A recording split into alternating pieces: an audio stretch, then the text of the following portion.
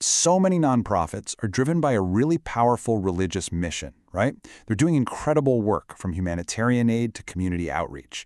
But that religious connection brings up a huge question for their leaders.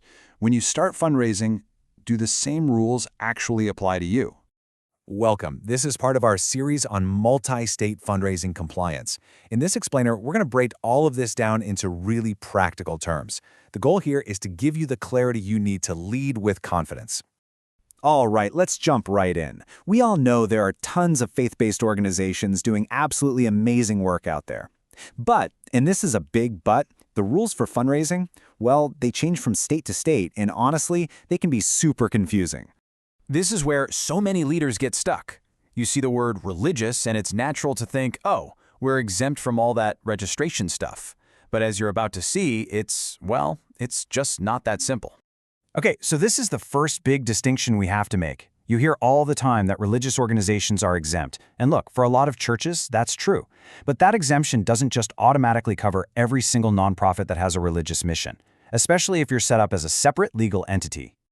So, to really get this, we need to be super clear about the two main types of organizations we're talking about here. Nailing down this difference, it's pretty much the most important first step to figuring out your compliance obligations. You can really see the split right here. On one side, you've got your churches, synagogues, mosques. They operate within a congregation, they're governed internally. But on the other side, you have these faith-based nonprofits. They function as independent 501c3 public charities. And that word, independent, that's the key.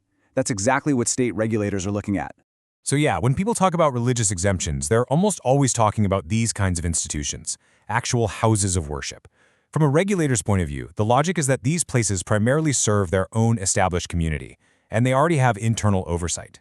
Now compare that to a lot of faith-based nonprofits. They're often set up to provide really broad public services. They're relying on donations from the general public, not just one congregation. And because of that, in the eyes of the law, they look and act just like any other public charity. And this difference leads us to what is probably the single most important point of this entire discussion. For state regulators, your mission, it's important, but it's secondary.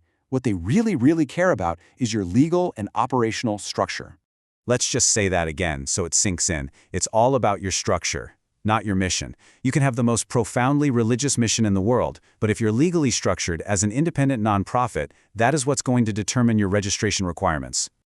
You can almost picture a regulator going down a checklist. They're asking things like, is this a separate legal entity from a church? Does it have its own independent board? Is it fundraising from the general public? And does it have its own separate financials? If you're answering yes to those questions, then yeah, you're almost certainly going to be seen as an independent charity that needs to register. At the end of the day, it really boils down to this one simple idea. The law follows the organization that's actually doing the fundraising. It's not about the church you might be connected to, it's about the specific legal entity that is out there asking for donations. Okay, so we've covered the why behind all this. Now let's get practical and talk about the how. What does this actually look like in the real world when your faith-based nonprofit starts fundraising all over the country? Just think about your own fundraising for a second. Are you running online donation campaigns, sending out email appeals, doing social media outreach? If you are, you're soliciting in multiple states. That Donate Now button on your website, boom, it instantly makes you a national fundraiser. And because every state has its own rules, your compliance footprint can get really big, really fast. And honestly, this is a major trap that a lot of organizations fall into. It is a huge mistake to just assume that because you're exempt in your home state, you're exempt everywhere. You're not. Every single state has its own rulebook, and the only way to be sure you're compliant is to do a state-by-state review. Here's another common snack. The word exempt can be a little misleading. It doesn't always mean do nothing. Some states actually require you to file paperwork to claim your exemption. It might feel like a tiny little step, but if you miss it, you could be out of compliance without even knowing it. So if we boil this all down to one single thing, this is it. This is the big takeaway. Before you can even begin to figure out where you need to register, you have to know what you are, legally speaking. Understanding your legal structure, that's the absolute foundation for your entire compliance strategy.